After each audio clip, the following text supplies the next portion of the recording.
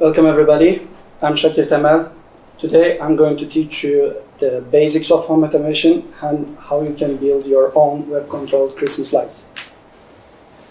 A few words about me. I'm CTO of Visuality for 3 years. I prepared many different architectures for different parts of technology, and I architectured some IoT production-grade systems and created many IoT projects. Also created IoT and RUG. I'm an IoT enthusiast. I think it's very delicious. So, internet connected for you. So, a few words about IoT team. We built a couple of projects like Magic Mirror, Kitchen App, and Christmas lights. This is from our meeting. As you can see, it's after electroshock. It's our ritual.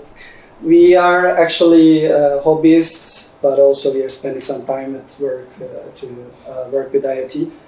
We all have our own hobby projects. For example, Nadia has her motor and sensor included dress, which is also in the references. Could you put your microphone up? Yeah, sure. We have more people, but yeah. About today, we will have two objectives. So learn basic of home automation, and then we will analyze an application of the Internet of Lights focusing more on backend and architecture. This is out of scope. I'm not going to go into details, but feel free to ask those questions if you will have at the Q&A session for the out of scope part. I will be glad to answer. All right, so the first part is R&Ding web-controlled lights. We will have two parts. The first part will be interactive, so feel free to stop me, because I want each of you to understand what's really going on to be able to continue the second part. So we need to do R&D for our web control lights, because we didn't know exactly what is that about, and we need to see the risks and answer a couple of questions. That's why doing it in R&D way was the best option. So you remember this from schools. So this is the first school project. You have a battery, you have a switch, you have a light bulb, and you close the circuit, the light bulb is on. So that's my inspiration when I was creating this web-controlled Christmas lights idea. So we will see how it is going to evolve for us. There won't be a lot of text. I actually brought all the materials that you need. We can build one, but I also have some cables. So let's assume that this is the battery from our project. This is the switch, and you have the light bulb. When you press the switch, you have your light bulb on. How it is connected to our web-controlled Christmas lights? Yeah, if you will just sit next to this and look at the screen and do manual operations, you will be able to have web-controlled Christmas lights. So as you can see, the switch is making a problem for us because it is manual, and that is the first problem that we need to solve. So then, what we have done, the first thing, we replace this switch with a relay. So important thing is like we replace that. So it does exactly the same thing what the switch is doing, closing the circuit or breaking the circuit. We have two cables for it to do this. I'm going to explain why it is for. I also have relay in here. Those are like very cheap and nice things.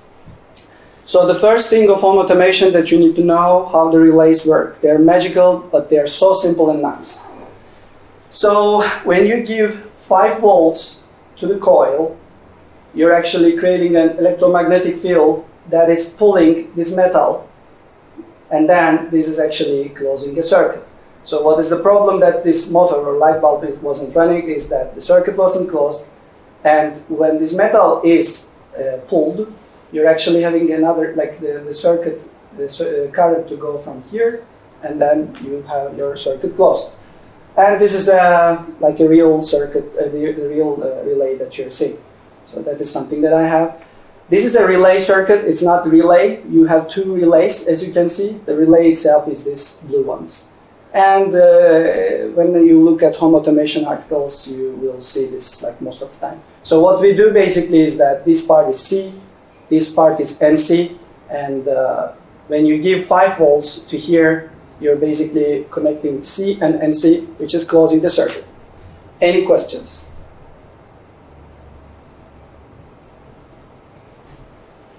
Is it clear for everyone? That's great. So when you are actually closing this metal, you're also hearing a click sound. Do you know where else you're hearing this click sound? When you switch to light? Excuse me? When you switch to light? Yeah, that is the manual operation one. At the cars, when you want to give a signal to left or right, you see. So that's actually coming from there, because the two metals are, or from the elevators and so on. So yeah, that is how the relays work. So what we have done, again, let's come back to our circuit. We replaced our manual switch and we made it electronic. So what we need to do is give 5 volt from here and the ground from here. That's great, and thanks to that the circuit will be closed and the light bulb will be on. What is next? We made it electronic and now we need to make it more programmable. So how to programmatically give 5 volts? First of all, if we are talking about some programs, we need to execute it, that's why we need a computer. And what I'm doing here is like I put a computer here, which is Wi-Fi connected here, and I'm powering it with USB power. It has some ports, and programmatically I'm able to give 5 volts to here to close the circuit. Okay? And how I am doing this is the computer. I'm using particle photon, but you all know this device, I think, Arduino. So I didn't use Arduino, but this particle photon. It has Wi-Fi inside, and it's $20, and you will see why I love that. So let's look at the particle. So this is the schema of particle. And as you can see, you have pins in here, digital pins and the analog pins. Let's say I'm using the D3 pin, and I would like to give 5 volts from the D3 pin programmatically. So what I do is I'm just defining D3. As you can see, this is like all on the web. And then at the setup part, I'm saying that this port is going to be used for output. And at the loop, I'm saying give 5 volts, which is actually 1. So we have zeros and ones in computer. Let's give 1, so 5 volt, until this computer will be off. While I'm getting from D0, D1, 0 volts, I'm getting 5 volt thanks to this programmatic thing. Thanks to this idea, you can do a lot of things now. Any questions? Is that C++? What language? Well, this is actually an Arduino code. It is C++, but I think they also made some changes, but it's mainly C++. Basically, the linker is special. It concatenates all your files. You don't have to write any header files for it. It's all encapsulated in those two functions. Yeah, so like when you're writing Arduino code, you're also seeing that some things are simplified from C++, and they have the same type of idea in here. And what is awesome in here with this particle, you don't need to connect even USB to program that. So what you do, you just go to build particle IO, because you defined your device to connect to this, and you just say flash. So that's awesome. So you can program online your devices. And it looks like this. It's $19, it's actually $20. All right, so what we have done, in the very beginning the things were manual and we made the things electronic and then programmatic. When the code of ours run, we basically give 5 volts from here, which is creating an electromagnetic field in here that closes the circuit and the light bulb is on. And then the rest, what you can do is up to your imagination. What I have done, a loop. You hear the click sound? So it's just like a for loop going from the first one to the last one. That was an 8-module relay. The one that we have here is 2-module relays. And it was connected to particle photon, to all the pins, all the digital pins. Do you have any questions so far? So yeah, we talked about relays and they're connected to lights, but in reality, what we eventually have with the things that we learned so far, yeah, don't watch it too much because like, doing that was like not so easy. All right, so far You now know how to control your lights via internet. That is nice. You can do it programmatically, but it's still difficult. What we need is an interface, an actually public interface for letting others to control and for you to easily control that. So what I do is, so this is me or someone else.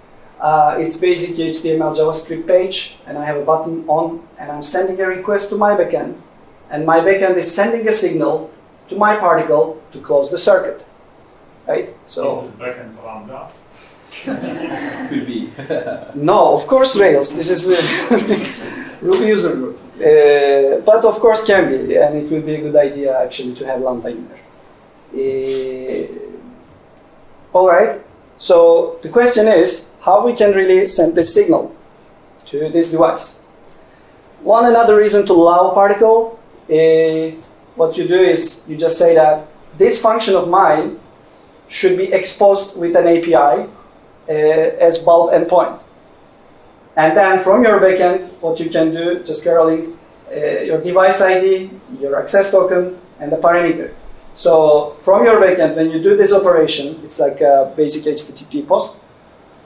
You are actually calling this function and sending on as a command, which is giving 5 volts to the D3 pin.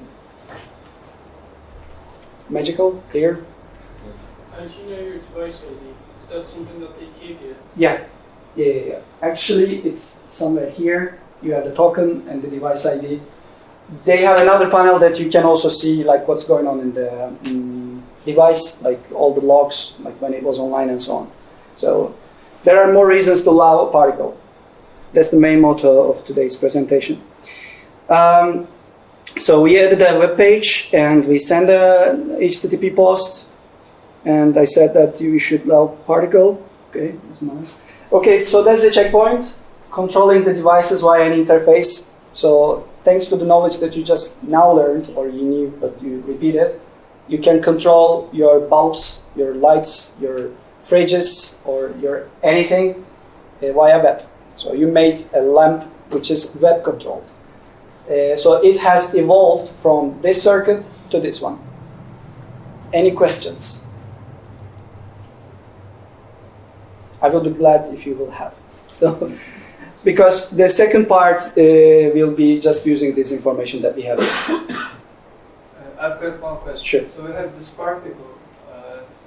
You can connect as many as you have open pins there. I mean, how many lights you can connect to this? So in simple way, you can connect 8 lamps. Okay. I mean, like you can control 8 of them directly. But when you have LED strip, for example, like you have 200 lights, you're still able to control that. The things that are happening there, I think, like some signal modulation and so on. So it's a little bit more magical. So you can control as many lights as much. But if you want to do it simple, you can easily connect 8 lamps in here. Okay. So you need another mechanism that will translate the complex messages into lights if you want to control more.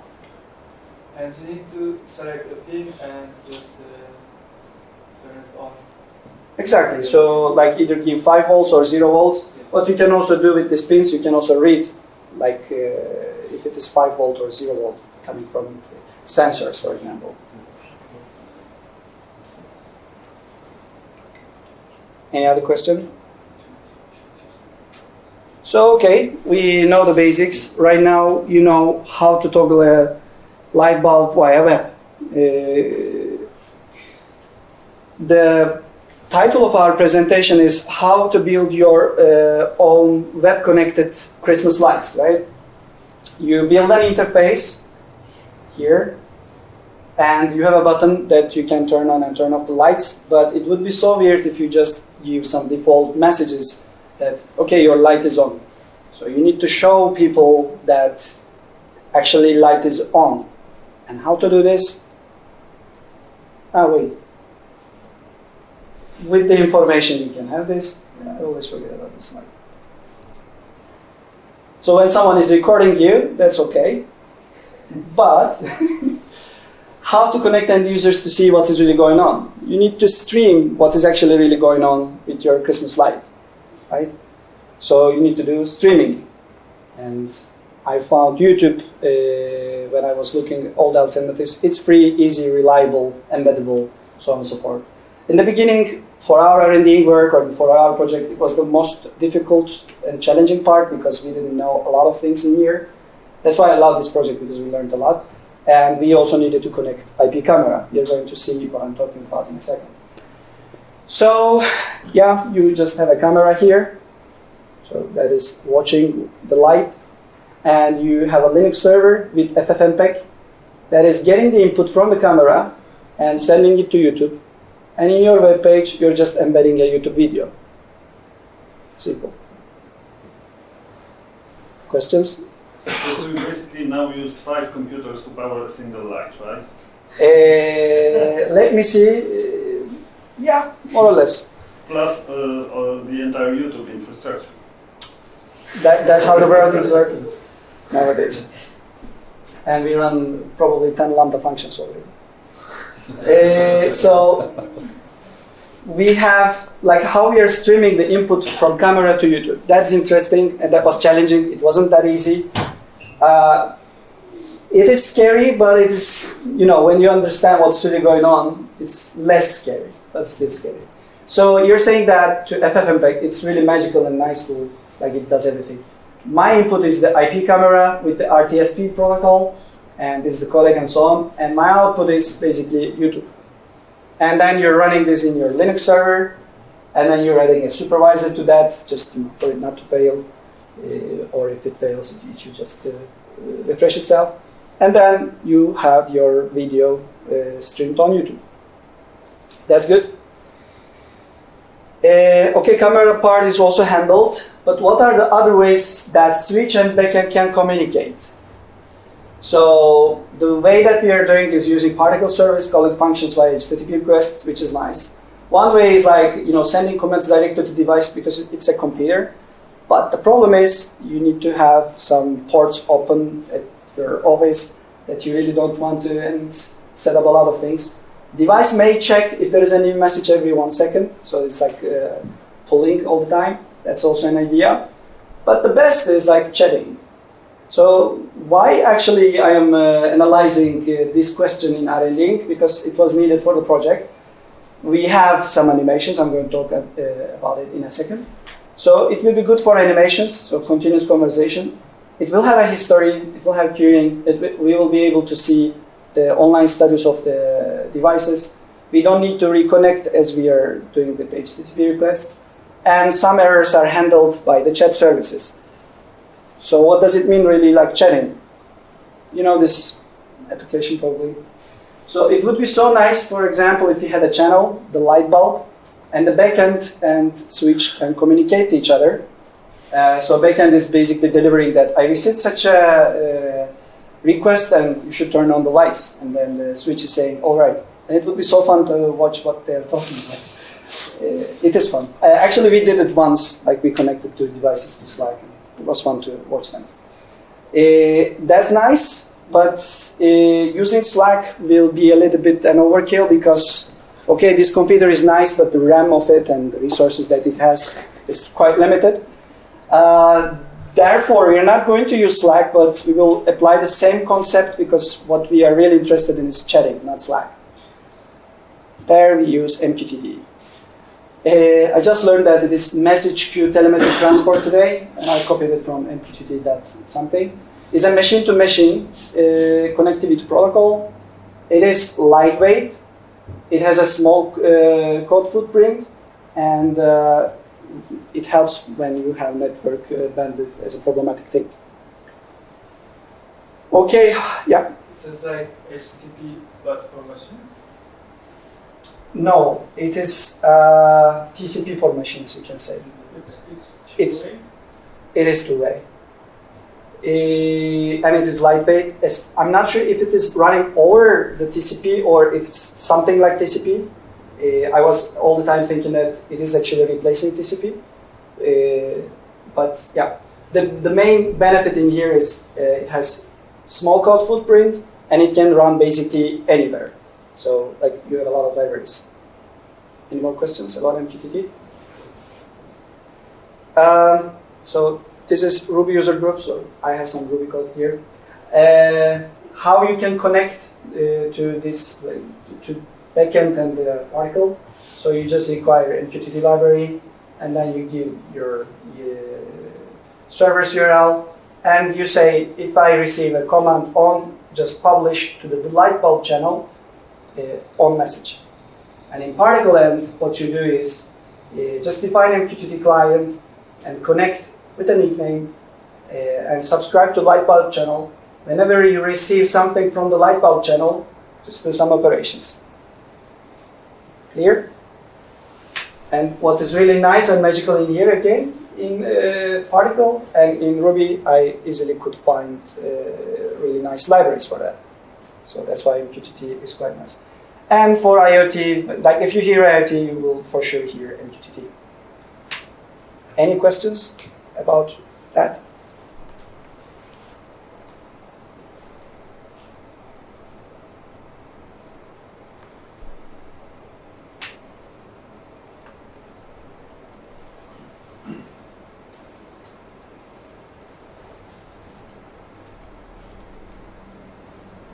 Alright, so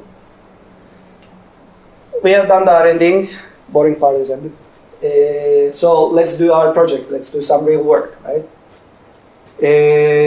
What we are going to do in here, we are going to repeat what we have learned at the first part, and the things that we learned at the first part, or the answers that we get at the first part will be input for this project. Okay, the initial idea from 2016 was live webcam stream with buttons which will let people to turn on and off lights. So someone from somewhere can share the Christmas spirit online. So that's the project description. Some basic features. So there should be web controlled lights. People should be able to send animations. There should be a landing page welcoming them. But what is more important here for me is the non-functional requirements. Okay, you build a web page. As a tech provider, you're creating a unique solution to share with your partners and followers. And if it breaks, you will be really ashamed. That's why you needed to extra focus for it not to break. So I didn't want to have a fragile solution in here.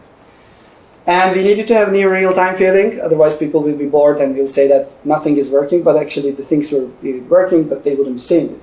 And it should be fault tolerant. I didn't want to be awake 24 hours if something goes wrong. So the system should fix also itself, and it should be also fault tolerant. And it should be done until Christmas time in 2016. I think the idea was there, I mean, it was in idea stage in October, so until that time. All right. So now we can pass. That is the architecture that we have for our Christmas lights. You're going to have it in a second now. Because I'm going to explain each part again, and it will be easier to follow also from there. I really like creating IoT architectures because you have the system feeling and you're able to apply the things that you learned in computer science. So like some computer organization, microprocessors, or some computer science additional knowledge. That's why it's like my most beloved architectures when I'm doing it. So let's begin. First thing is first. What you need to have? Lights. So we had actually 8 lights. Some of them also changed. And they're all connected to here, somewhere under the building. And you all have manual switches for them. When you have the lights that you can operate manually, what would be the next step?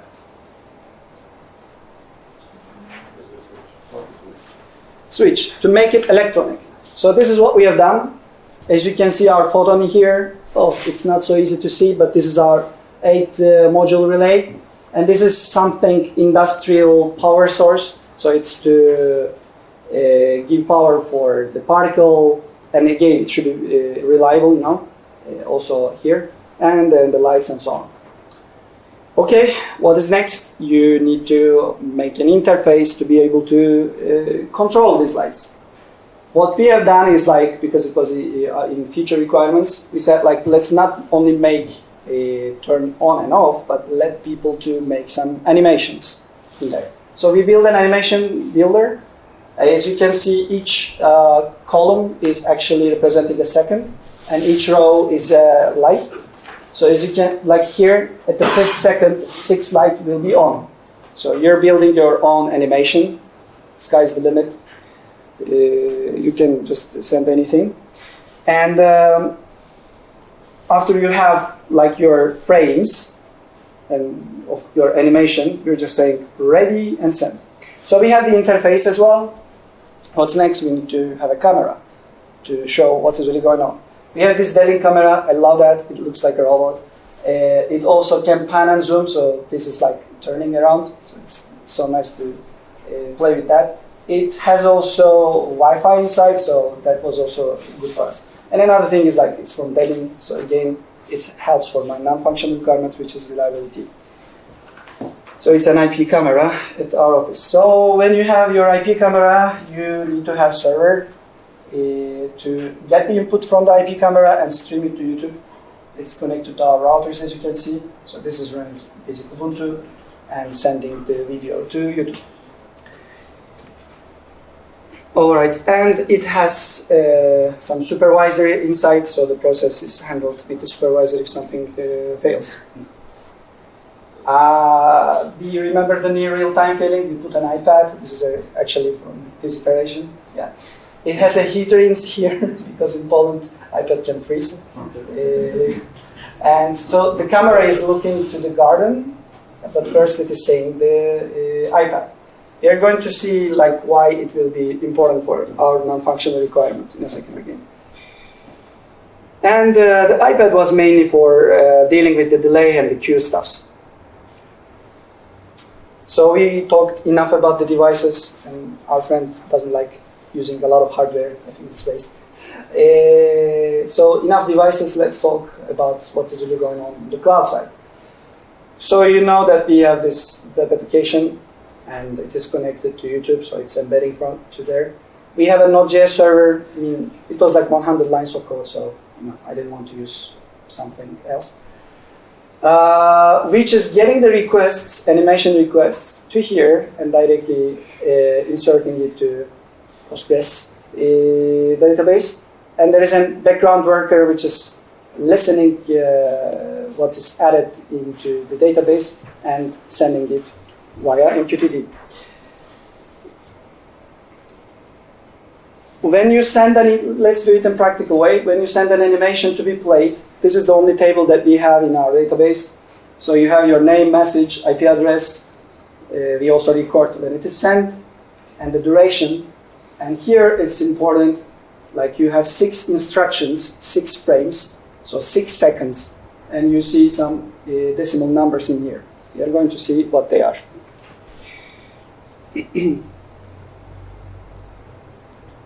We talked about this MQTT worker. I named it like that. It's a background worker. It handles the queue of animations and MQTT communication. I wanted to split this, web part and the background part. It works 2 ways. It knows when animation is started and finished, so that's also good. It treats the PostgreSQL database as a FIFO queue with running some SQL commands. What is also nice that I really love it. It's like my assistant. It auto-recovers the system if something is stuck. So normally I would do it manually. So that is also nice. A big part, the code in particle is like how we are handling the frame. You remember the decimals in the database? So basically they are 32 bits integers, and they are decimal representation of the instruction that I have. So I created an instruction set for that. For example, if you have last 8 bits like this, first and the third light will be on. That is the idea. What I also do here is I use a ring buffer. I found this as the most right approach for that because you have a limit in there and you need to free up space in the particle when the animation is run. So it's easy to use and control. So that's the code in the particle.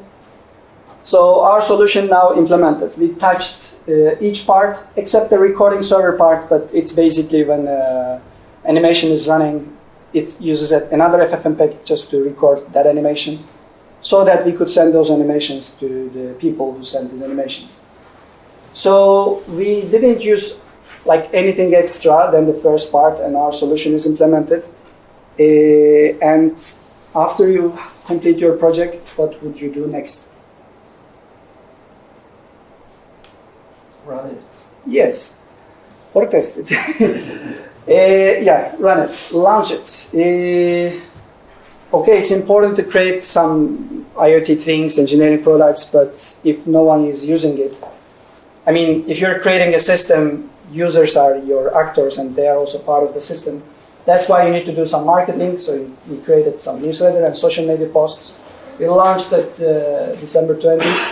It is battle tested. We received many wishes and we had lots of joys and positive feedback. So our followers or our current clients or the previous clients had this email. And what was happening when they click on that, they simply go to this page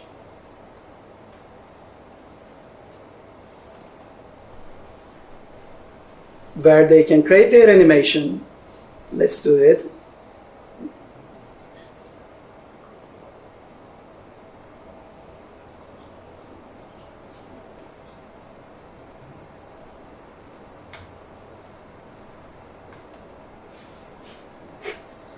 Yeah.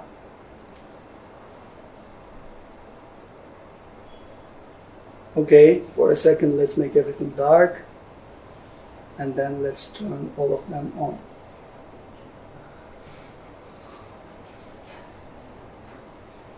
And they should say ready. They can write their name. Let's write maybe WRUG 2020, right? Yep. 8. And let's send this animation. Important thing in here is look at the time in here. What is it? 58. So this is our iPad. Yeah.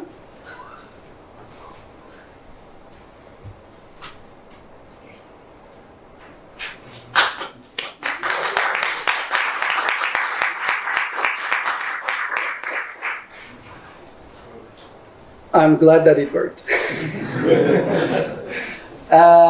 All right, I put the references links in here. Thank you very much for listening to me. Follow me on Twitter. Ask any questions whenever you want about anything related to IoT or any other things. Now, Q&A session. I have a question about programming. You said it was 32-bit integer. You have 8 lights. Yes. Technically, 8 bits would suffice, but you had some fancy duration control. Can you talk a little bit more about that? Of course. Actually, we're talking about this. Yeah. In this instruction set, I have 3 instructions. The first one is starting with 0001. That says that the animation starts. So the last of the bits I'm using for the animation ID. And the other one is 0002. It's for animation ended.